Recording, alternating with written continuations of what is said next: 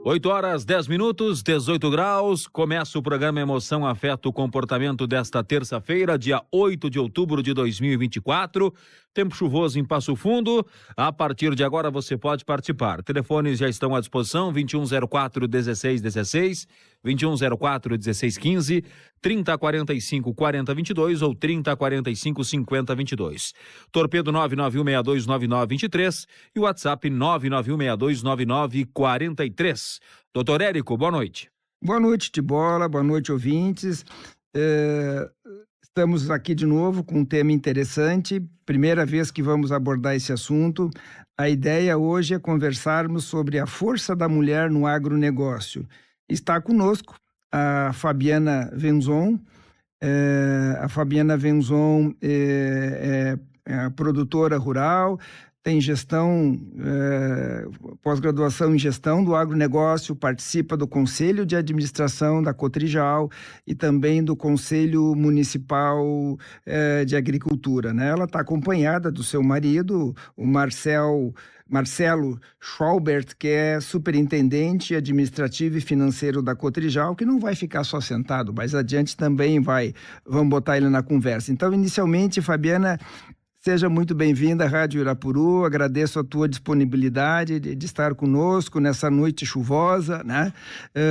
Podendo contar um pouco desse movimento todo tão grande que é a mulher no agro. E vocês nos diziam agora há pouco, tu vê das coincidências, né? Dia 15, terça-feira da semana que vem, que também é o dia do professor, é o Dia Internacional da Mulher Rural, que foi instituído pela ONU em 1995, e vocês também nos contavam que amanhã está acontecendo em Não Me Toque o 29º encontro Mulheres Cotrijal, né? Amanhã 2.000 mulheres são esperadas. Então, boa noite, seja bem-vinda, Fabiana. Boa noite, Érico, boa noite a toda a audiência, Tibola.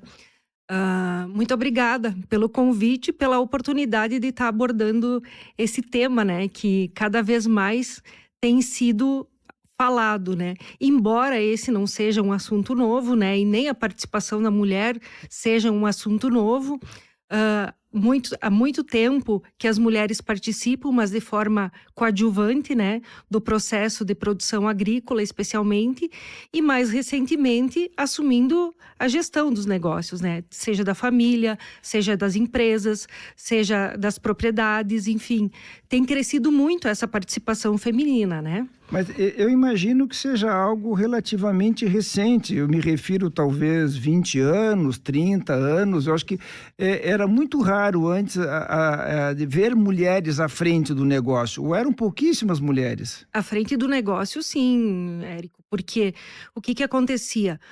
Como o nosso estado é um estado que foi colonizado por alemães, por italianos, o início do nosso estado foi agrícola, né? E lá o nono, a nona, o pai, a mãe, todo mundo trabalhava na agricultura, Toda né? a família junto. Toda a família junto, e a mulher não era diferente, apesar de ter todos os afazeres domésticos, a casa, o pão, a comida, a roupa, ela ainda ia para a lavoura ajudar na mão de obra, né? Então isso é um processo que vem de muito tempo que as mulheres participam. O problema é que nessa época elas não tinham a voz ativa na participação das tomadas de decisão.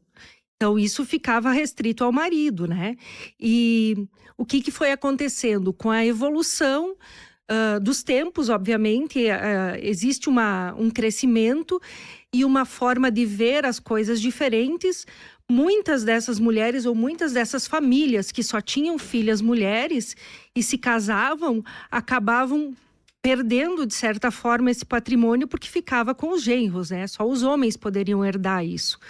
Então foi um processo que, com o tempo e com o advento do divórcio, isso foi começando a modificar. E as mulheres começaram, especialmente as mulheres filhas, somente filhas das famílias, começaram a assumir também e ter um pouco mais de conhecimento nessa área, né?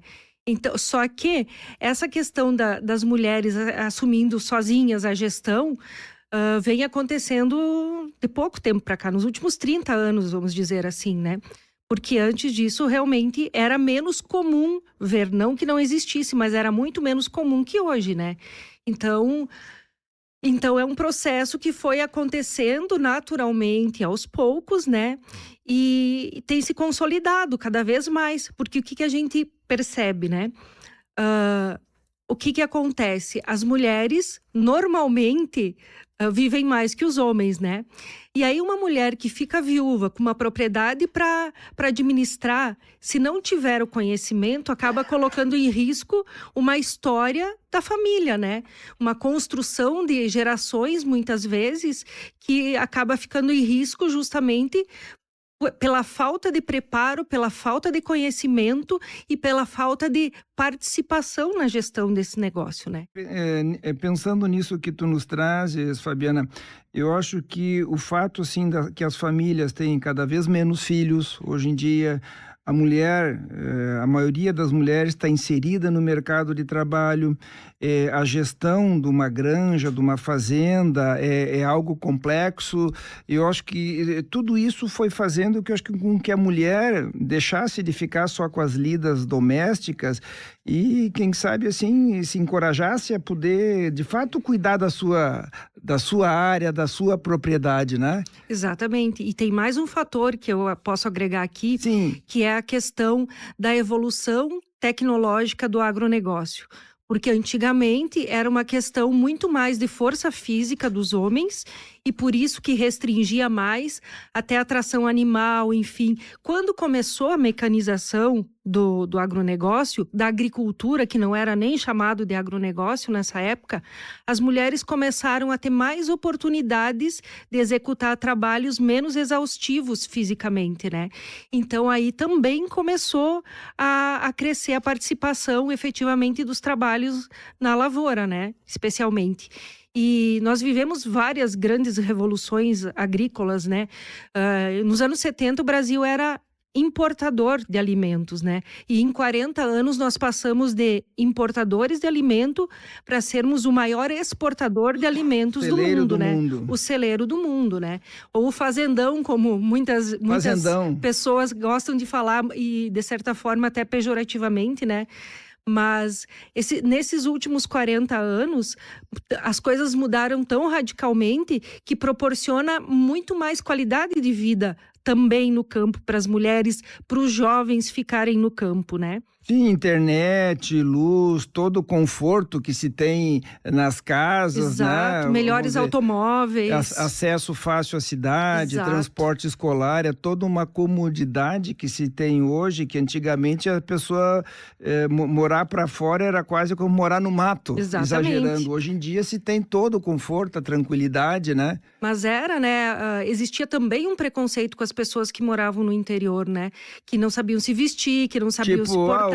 Colono, se dizia. O colono, e que ia para a cidade e ficava todo encolhidinho de vergonha, né? Porque era diferente dos demais, né? E isso hoje a gente já não vê mais. Até porque eles entenderam que a importância do trabalho que se faz como a agricultura e a repercussão que isso dá e o respeito que estamos tendo justamente por toda essa conquista ao longo do tempo. Toda essa caminhada, e que é uma caminhada que vem de várias frentes, né? Foi o desenvolvimento tecnológico, foi o plantio direto, que foi uma grande revolução, a entrada dos transgênicos. O plantio direto começou na Embrapa, aqui de Passo Fundo, não foi? Se eu não me engano. Com a Semeato, mas a Semeato fez as máquinas. As primeiras plantadeiras, mas né? E a tecnologia não foi desenvolvida pela Embrapa? Eu não sei eu não me lembro também. O Tibola está em dúvida. Eu tenho a impressão que foi a Embrapa. Depois a gente vê. Isso. Sim, mas de qualquer forma foi uma revolução. Porque foi uma revolução. Facilitou muito o trabalho. Exato. E a Embrapa tem um papel fundamental em toda essa revolução, né? Porque todas as pesquisas, a própria condição de agricultar o cerrado brasileiro, que era considerado uma terra improdutiva e semiárida, é graças ao trabalho e à criação da Embrapa, né? Que eu costumo dizer que o Alisson Paulinelli perdeu o prêmio de Nobel da Paz por um detalhe, né? Porque Ele foi o grande responsável pela criação da Embrapa e por toda essa mudança de contexto que nós vivemos, né? E é aquela frase que é dita, né? Um país que tem fome só tem um problema, e um país que tem abundância de comida é uma questão de segurança alimentar, de paz, né? Então, Perfeito. quem não passa fome tem paz, né? E nos conta a tua história no agro, Fabiana, como é que foi? Tu não começasse no agro, não sei, os teus pais são agricultores, nos conta um pouco da tua caminhada. Na verdade, eu comecei no agro, sim. Meus pais são agricultores, meus avós eram. Então, Opa, então tem um pedigree forte. Tem toda uma história, né? Porque imigrantes, meu avô era imigrante, meu bisavô era imigrante, então começaram com agricultura de subsistência, né? E era assim na minha infância também. A gente tinha, cada um tinha a sua ferramenta, a sua enxadinha, né? E a gente estudava de manhã, a gente andava 4 quilômetros para ir para a escola, estudava a manhã toda, mais 4 para voltar, chegava em casa, almoçava, pegava a enxada e ia para a roça a tarde toda. Tu pegou esse tempo da enxada? Peguei o tempo da enxada. O que vocês plantavam? Milho? Milho, soja, que aí tinha uma capinadeira que o pai chamava, né? Que usava para arrancar as ervas daninhas, que hoje é feito com os agroquímicos, né? Sim. Mas a gente plantava tudo de subsistência: arroz, feijão, mandioca, batata, tudo que precisava para alimentação. A gente só comprava café, açúcar, sal, essas coisas que a gente não conseguia produzir, né? E aí eu disse, não, eu vou tocar esse negócio, eu vou aprender. E aí eu fui fazer gestão estratégica de agronegócio, justamente para aprender como é que estava esse mercado. Ter mais ferramentas para administrar. Exatamente, ter mais ferramentas para administrar, aprender a comprar, aprender a vender, aprender a ler o mercado, os fundamentos que fazem a formação do preço, saber como que eu tinha que gerir custo, como que eu tinha que pensar nos investimentos fazer também. Todo um planejamento. Fazer um planejamento. E aí eu fui fazer gestão estratégica de agronegócio. Legal. Vamos precisar fazer um intervalo, Tibola? Sim, fizemos um intervalo na sequência. Surgiu a dúvida sobre o plantio direto. Eu fui fazer uma breve pesquisa aqui. O plantio direto iniciou na Inglaterra. A Syngenta foi quem desenvolveu a prática e quem desenvolveu os primeiros maquinários nos anos 50. Depois se expandiu a alguns países da Europa até chegar nos Estados Unidos. E na década de 70, um agricultor de Rolândia, no norte do Paraná, que ele importou uma máquina dessa e começou o primeiro plantio. E a partir dali a Embrapa começa a estudar algumas questões importantes da questão de plantio, enfim, tudo mais. E nos anos 80, em 82, é lançada a primeira máquina, aí sim pela Semeato, em 82, sendo a primeira máquina de plantio direto nacional. Que legal, 40 anos. 42 anos já. Legal tua pesquisa, obrigado. Para quem está chegando agora, o assunto de hoje é a força da mulher no agronegócio. Estamos conversando com a Fabiana Venzon, que é produtora rural, pode-se dizer assim ou é um termo antigo? Pode ser.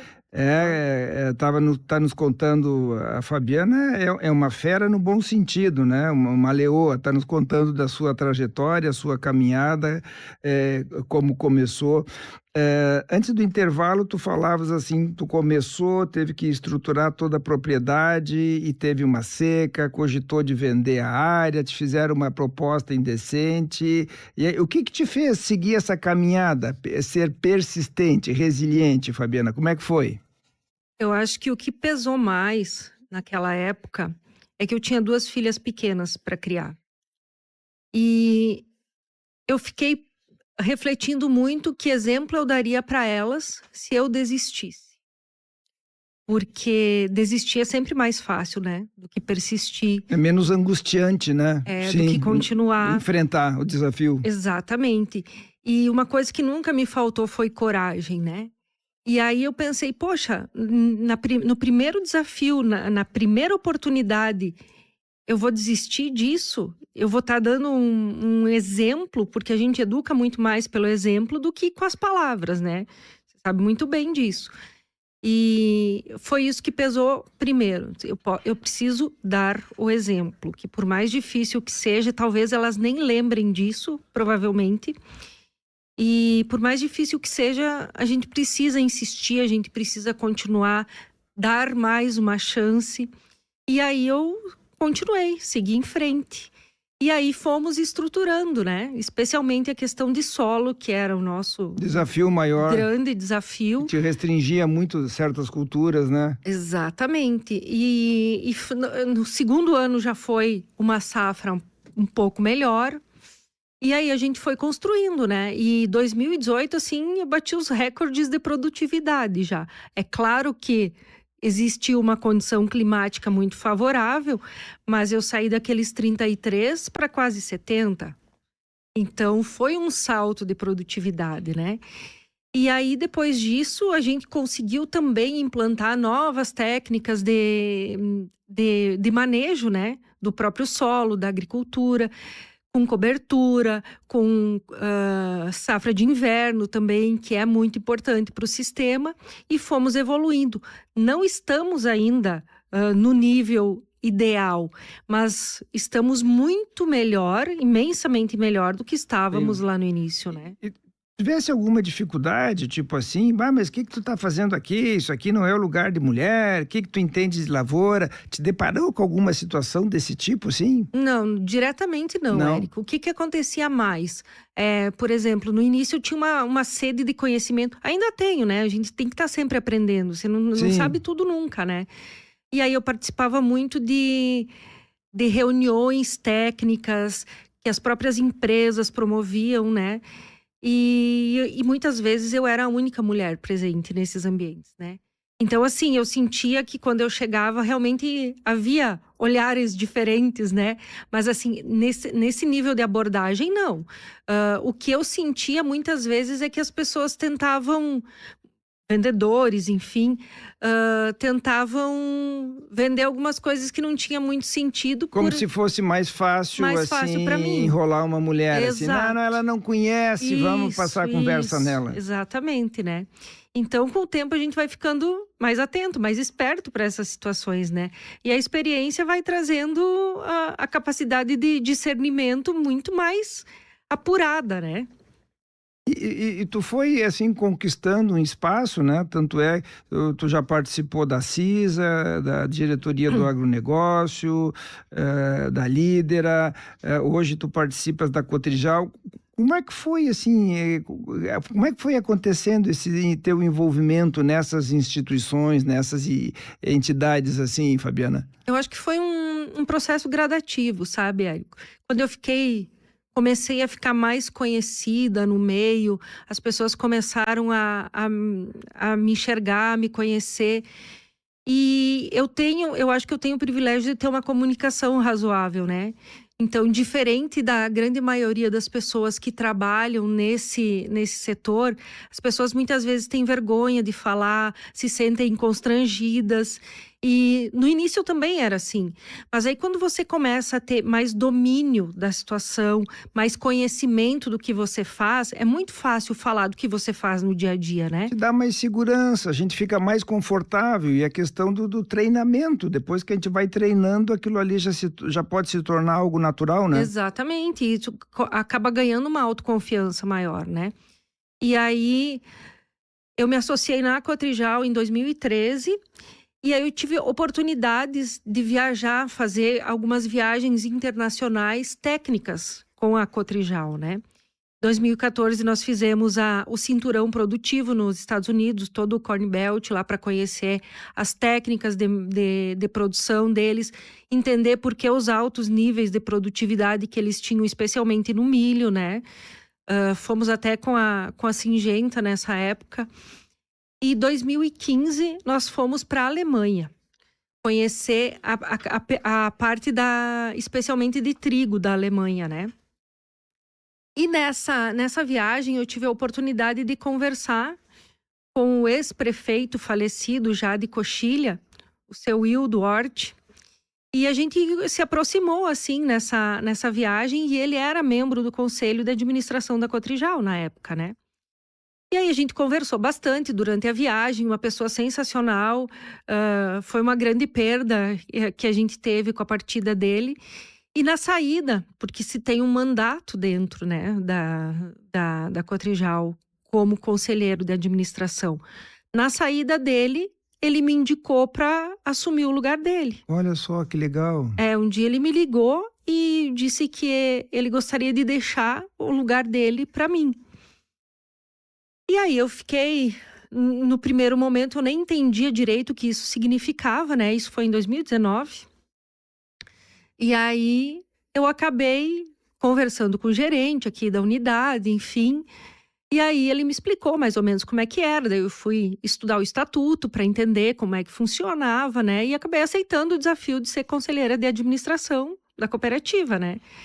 Fosse a primeira mulher ou não? Não, já tinha uma mulher há muito tempo atrás, né? Eu não lembro o nome dela, mas ela tinha uma história. Há uns, mais de 10 anos atrás. E quantos membros tem o conselho de administração? Hoje, depois da reestruturação, com a incorporação da Coagrisol, 11, mas nós tínhamos 15. 17 com presidente e vice, né? Sim, sim. E tem tinha mais uma mulher, ainda tem, que é representante dos líderes da Dinametoc, né? A dona Rovene. Então, somos nós duas, desde então, no meio dos homens. E o interessante é que depois que nós entramos para o conselho, a Cotrijal deu grandes saltos também, né? Passamos de... Claro que não é mérito nosso, é mérito de toda a equipe. Mas é um privilégio ter podido acompanhar todo esse salto de tamanho, de faturamento que a cooperativa teve nesses anos. E aí a gente começa a entender o quanto esse senso de dono, esse profissionalismo, essa seriedade que a gestão tem. E aí vamos botar o Marcelo na conversa, que está quietinho. Falávamos no intervalo aqui, né, Marcelo? Eu perguntava para eles, mas Marcelo, eu lembro, a Cotrijuí era uma potência, tinha a Cotripasso e outras tantas, e essas cooperativas todas quebraram, e por que a Cotrijal está crescendo? Como é que a Cotrijal não quebrou? Responde para os ouvintes, por que a Cotrijal está crescendo? Assim, eu acho que é importante o que tu nos dizia, assim, para entender todo o processo, isso que a Fabiana está nos falando. Boa noite, Érico. Boa noite a todos os ouvintes. Prazer imenso estar podendo aqui, mesmo que secundariamente poder participar do programa. Não, mas tu não é furão. Tu veio, foi uma aquisição boa. A Fabiana veio bem acompanhada. Parabéns pelo programa e pela longevidade do programa também. A resposta sobre por que a Cotrijal está crescendo, ela poderia ser falada de várias formas. Porque o primeiro é sobrevivendo, que a gente vê a maioria das cooperativas sucumbe. E a Cotrijal está crescendo. Pois é, qual é esse é resultado de quê? Desde o início, desde a sua fundação, a Cotrijal teve uma gestão muito profissional, desde a época, muito à frente dos seus tempos. Na época, o Dr. Schmidt, que era o Schmidtão conhecido, foi o primeiro presidente e tocou muitos anos a cooperativa, né, por décadas, e sempre colocou uma seriedade, mas uma seriedade junto com o profissionalismo. A cooperativa era pequena comparada com todas essas que você já falou, Eric, só que ela foi aos poucos crescendo, né, estendendo as suas bases, desenvolvendo pessoas. Hoje nós temos um time interno com muitas pratas da casa, muitas pessoas que começaram... Quantos colaboradores tem a Cotrijal hoje? 2.700 colaboradores. E quantos associados? Mais de 17 mil associados. 17 mil. Em mais de 53 municípios, né? Isso é muito importante porque impacta, né? É a maior cooperativa do estado. É a maior cooperativa do estado com uma certa vantagem em relação à segunda. Né? 12 anos a maior cooperativa do estado. Olha só. Isso, mas então tu está explicando que isso é fruto de um trabalho muito sério, muito comprometido, muito honesto. E além disso, uma incansável não se contentar com o que a gente já fez até então. O que a gente tem dentro da cooperativa é sempre não estar contente com aquilo que a gente já conquistou, com aquilo que a gente já construiu e procurando sempre, no que diz respeito à gestão, trabalhar pontos importantes. Dentro do que a Fabiana comentou sobre a governança, essa reestruturação do conselho, ela foi extremamente importante porque ela deu uma cara ainda mais profissional para o conselho, mas com a reestruturação do conselho, antes nós tínhamos feito uma reestruturação na parte da gestão. Antigamente era vários gerentes ligados direto ao presidente. O maior exemplo foi falado anteriormente. direto. Plantio direto foi um divisor de águas. Para quem é do interior, deve lembrar que na época que não tinha plantio direto, dava enchentes como deu, nem parecidas das quais deu, os rios assoreavam e nós tínhamos muito mais problema. Sim, as vossoroca na lavoura ali. Exatamente. E os agroquímicos que eram utilizados naquela época, eles eram muito menos técnicos, ou seja, eles grau tinham de eficiência muito menor. um poder de poluição E mais maior. tóxicos. Exatamente. Isso para dar um exemplo. Então, as práticas agrícolas são práticas, diria assim, sustentáveis. E hoje, mais um ponto que tem se trabalhado, Érico, é sobre a importância da conservação do solo. Hoje, praticamente, as lavouras da nossa região, sai uma cultura, está entrando outra cultura. Ou seja, elas nunca ficam sem estar protegidas no solo. E isso faz toda a diferença numa agricultura sustentável. Inclusive, tem um programa da Rede Técnica Cooperativa do Rio Grande do Sul que se chama Programa 365, que é o programa que está fomentando que os agricultores fiquem 365 dias por ano com o solo coberto. E isso dá uma condição de preservação desse solo imensa, sem contar com a captura do carbono, né? Porque um solo protegido sempre com massa verde, com uma biomassa potente, tem uma questão de captura de carbono imensa, né? E a gente, como produtor especificamente, tem que deixar 20% da nossa área sem produzir, tem que deixar a mata nativa, preservar as nascentes, a mata ciliar nas beiras do rio, são 30 metros que você não pode cultivar nem de um lado. Exatamente, como proteção. Então, nós fizemos muito bem a nossa parte como produtores, né? E agora está existindo esses créditos, esses programas de certificação de crédito de carbono, porque a gente faz tudo isso sem receber nada em troca, né? É a mesma coisa que vocês aqui na cidade têm um imóvel, tem uma casa e você só pode usar 80%. Mas você vai pagar o IPTU sobre os 100% da tua casa. É isso que a gente faz hoje. E a gente não é remunerado pela parte que a gente preserva, que a gente mantém pro ecossistema continuar funcionando, né? Então, a questão de aquecimento global, eu acho que tem muito mais a ver com a revolução industrial, com a questão do aumento da queima de combustíveis fósseis, com as indústrias poluindo, do que com o agronegócio, né? Até porque todos os agroquímicos que a gente usa são validados pela Anvisa, né? E o aquecimento global, eu sou curioso, eu gosto de ler, me informar. O que eu vejo, assim, tem muita polêmica, né? Tem pessoas que falam que isso é um assunto mais político, que não tem tanta comprovação científica. Um outro dado que eu me baseio, assim, Marcelo, eu que sou leigo, o nosso planeta teve 5 eras glaciais. Exatamente. E não tinha poluição. Uhum. A última era glacial parece que foi uns 10 mil anos atrás. Então, peraí, mas se o planeta tinha eras glaciais, que tem um mecanismo a ver com magnetismo, se afasta do Sol, se aproxima do Sol, e agora se o planeta está aquecendo, o planeta está mais poluído, monóxido de carbono, tá, sim, tudo. Mas será que é só isso? E quando a gente faz um comparativo assim das agriculturas do mundo, hoje a agricultura europeia e a agricultura americana, que são 2 grandes polos da agricultura, elas têm um nível de preservação muito inferior ao nosso. Eu tive a oportunidade, quando guri, de morar nos Estados Unidos, morei 1 ano e meio nos Estados Unidos, fazendo na época estágio, e aí tive a oportunidade de trabalhar numa fazenda e entender aquela dinâmica da agricultura americana. E hoje a agricultura americana não tem área de preservação. Para quem conhece, quem já foi para o meio oeste americano, que é o cinturão de produção americano, os rios não tem nada de nenhuma proteção. Eles plantam até dentro do rio.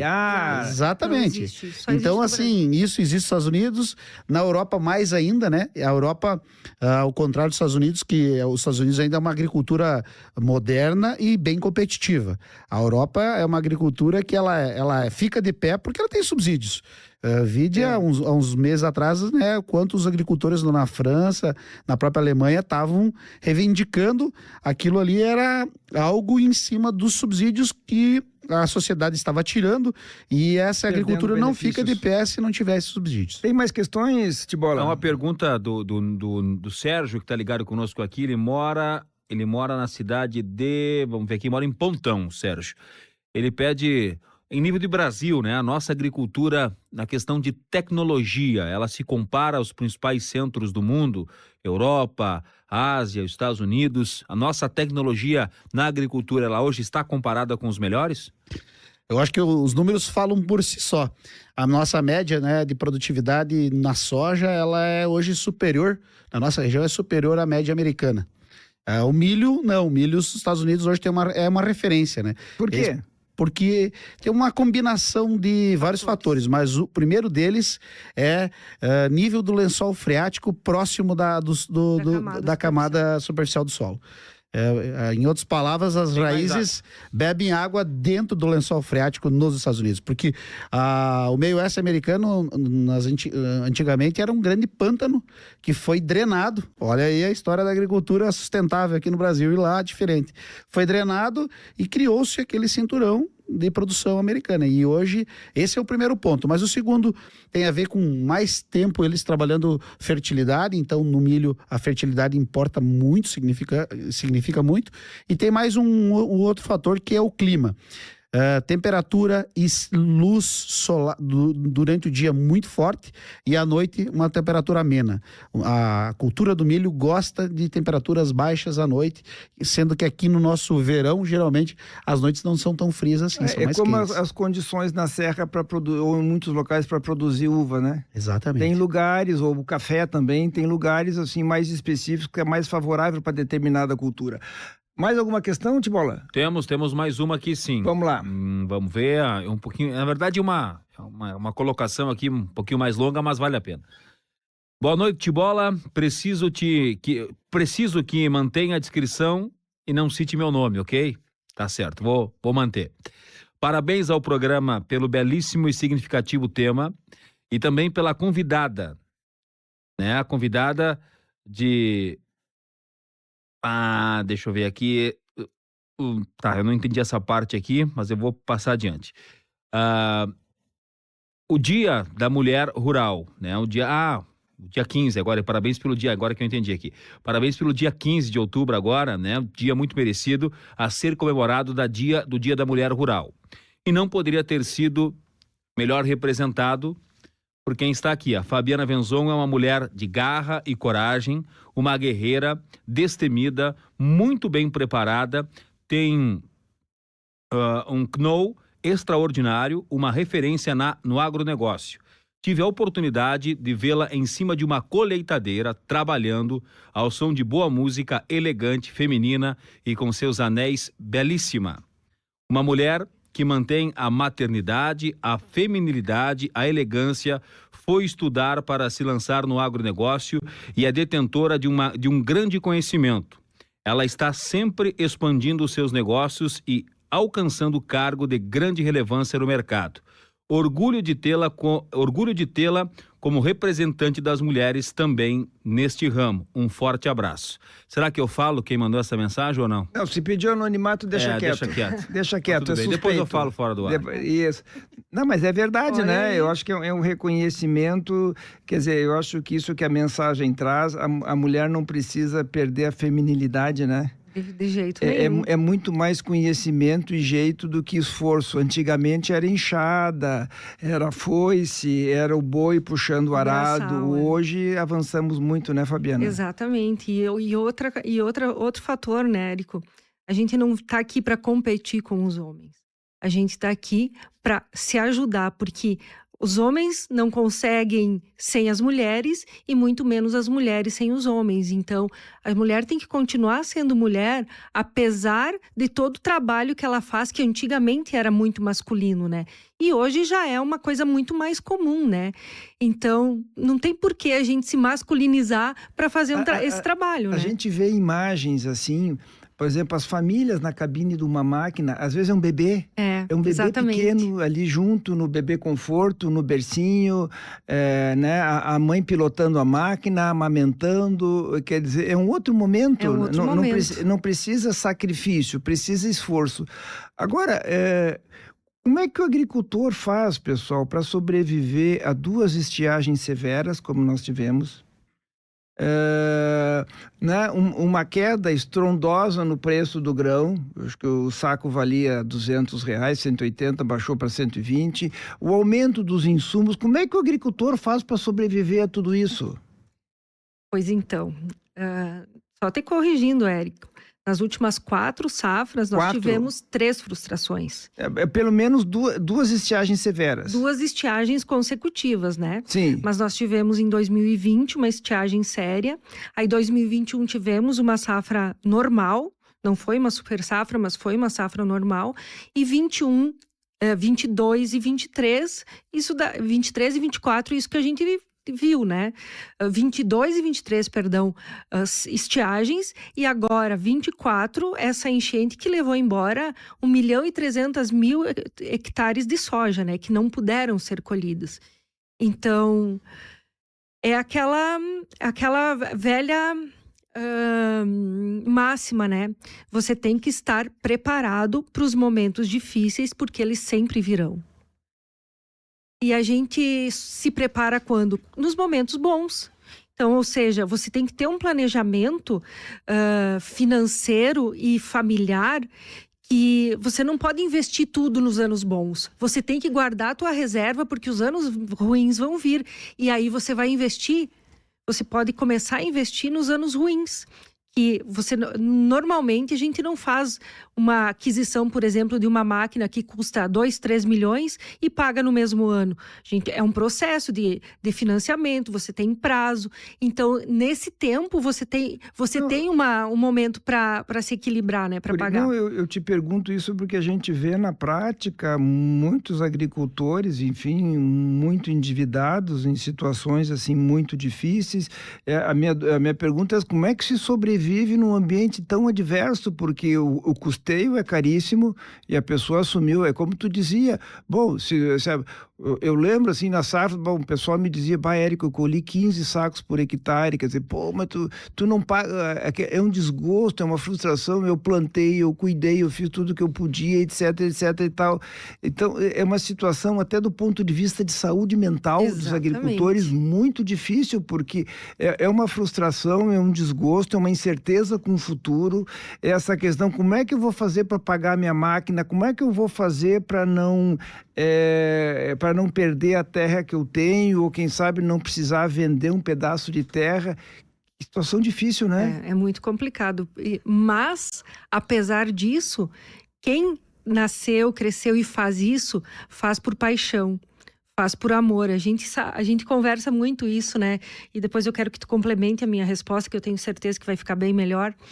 A gente é uma cachaça. Porque no momento que tu entra, eu mesma sou o exemplo disso. Eu não queria de jeito nenhum e hoje... Não sai. Hoje eu não saio. Apesar de todos os desafios, né?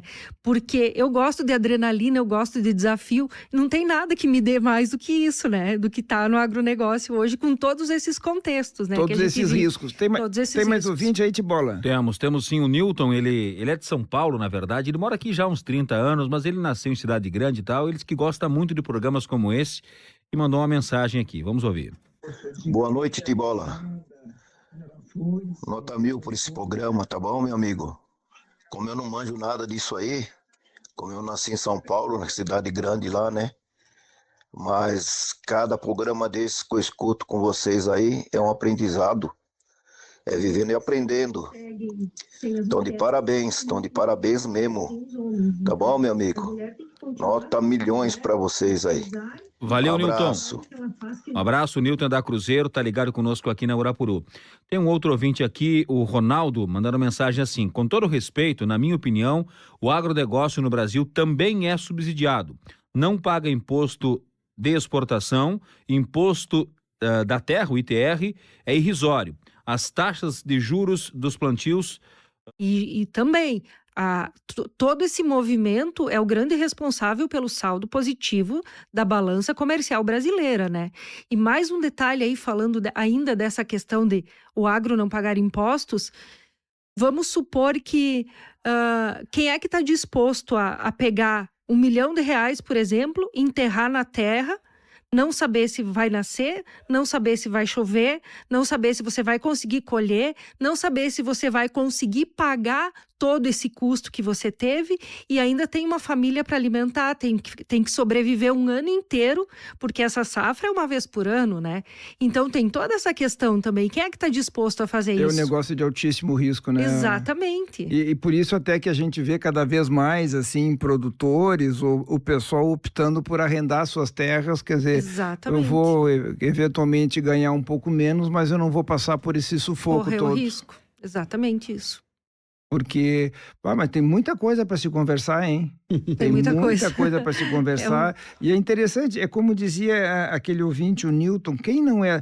Para vocês é um assunto corriqueiro, do dia a dia, mas quem não é da área tem muita curiosidade para entender o funcionamento desse mercado. Nós falávamos antes ali com o Jair Ineri, né, da importância do programa que ele tem em cotações de mercado no domingo de manhã, das 9 às 10 da manhã, que traz profissionais da área que discutem, falam da Bolsa de Chicago, falam da safra americana, falam o quanto a China vai... Então, porque é um mercado complexo que depende de muitas variáveis. Mais alguma colocação de ouvinte, Cibola? Deixa eu ver aqui. Não. Por enquanto, só tem uma pessoa aqui dizendo: olha, parabéns pelo programa.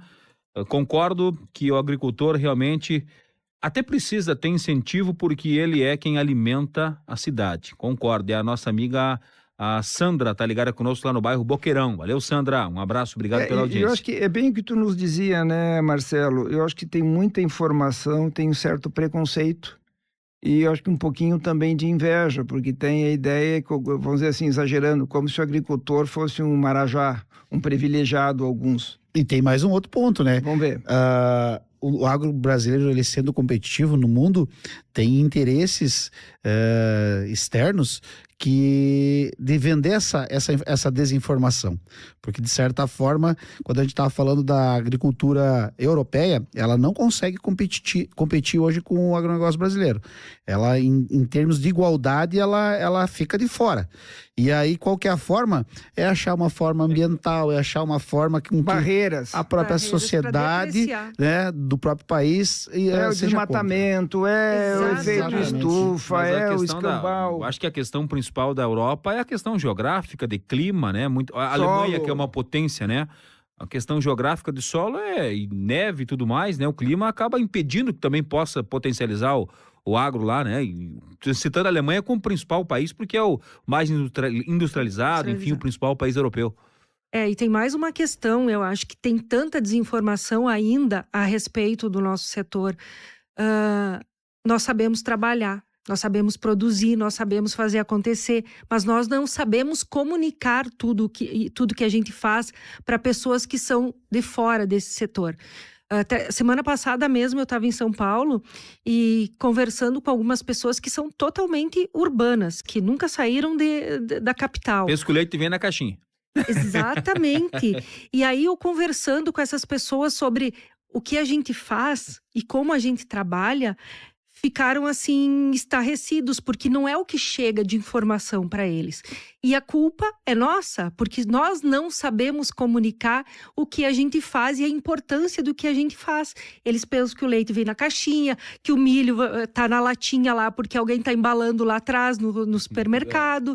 Então é um desconhecimento realmente muito grande de quem não tem o acesso e a possibilidade que nós que moramos numa região mais interiorana temos isso como um momento, algo comum, né? Mesmo as pessoas que moram aqui em Passo Fundo saem daqui e tem lavoura por todos os lados. Eles não têm essa possibilidade, né? Então, é muito disso. E outra coisa que também desinforma e a gente também não sabe comunicar, que nos últimos 30 anos, a produtividade brasileira que cresceu mais de 530%. É mesmo? Enquanto a área agricultável cresceu menos de 30%.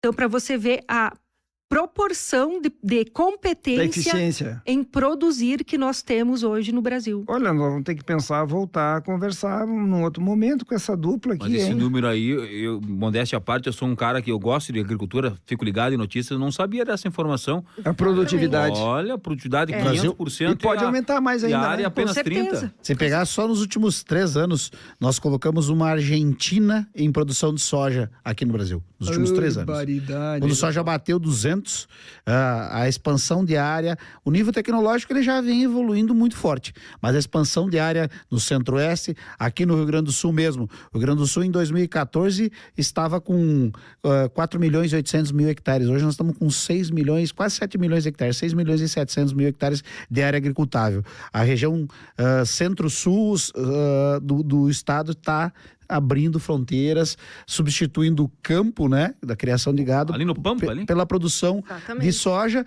inclusive substituindo algumas áreas de arroz por soja. Arroz, reflorestamento, que tinha muito, está sendo substituído.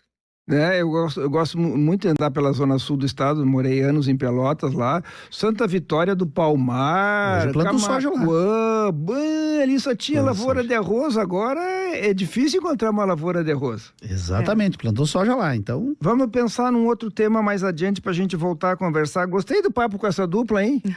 Olha, Bah, se eu o tivesse pessoal terra, tem- eu começaria a plantar. Não, essa dupla tem café no bule, hein?